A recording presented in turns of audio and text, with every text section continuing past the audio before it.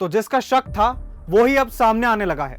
ऑस्ट्रेलियाई मीडिया ने एक रिपोर्ट में दावा किया है कि चीन साल 2015 से ही कोरोना वायरस पर रिसर्च कर रहा था।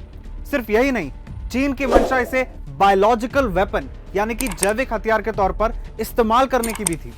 देखिए इंडिया फर्स्ट पर यह बड़ा खुलासा। कोरोना वायरस को लेकर चीन शुरू से ही शक के घेरे में है।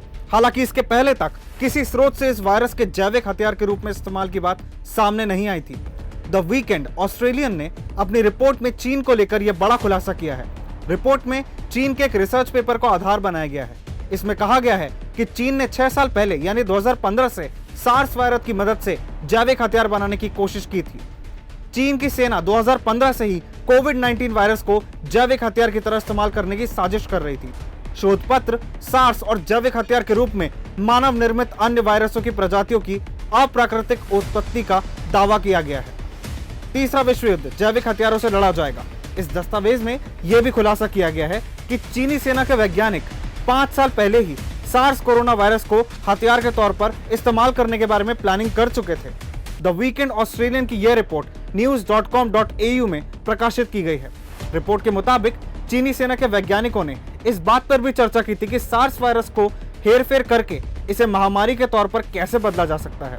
Australian strategic policy institute ASPI के कार्यकारी अध्यक्ष पीटर जेनिंग्स ने news.com.au से चर्चा में कहा कि यह शोध पत्र एक तरह से पक्के सबूत जैसा है। यह महत्वपूर्ण है क्योंकि यह स्पष्ट रूप से यह जाहिर करता है कि चीनी वैज्ञानिक कोरोना वायरस के विभिन्न स्ट्रेनों के साथ सैन्य इस्तेमाल के बारे में भी सोच रहे थे। वो ये सोच रहे थे कि इसको कैसे और फैलाया जा सकता है। इस खुलासे के बाद साफ है कि भारत सहित पूरा विश्व इस समय जिस महामारी से जूझ रहा है, दरअसल वो एक जैविक हथियार है जिसका इस्तेमाल चीन ने किया है। यानी इस समय हम चीन के हमले का शिकार हो चुके हैं। चीन ने लद्दाख और भारत की सीमा से सटे हिमालय के क्षेत्रों में अपनी सेना की मोर्चाबंदी बढ़ा दी है।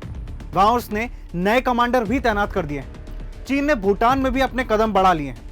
चीन की इन तमाम हरकतों से यह साफ है कि चीन भारत को कोरोना महामारी के जाल में उलझाकर सीमा पर कोई बड़ी हिमाकत करने की कुटिल चाल चलने वाला है।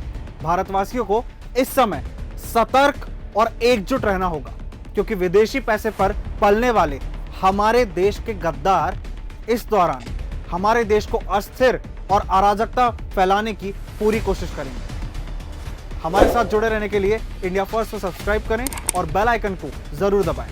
धन्यवाद। जय हिंद।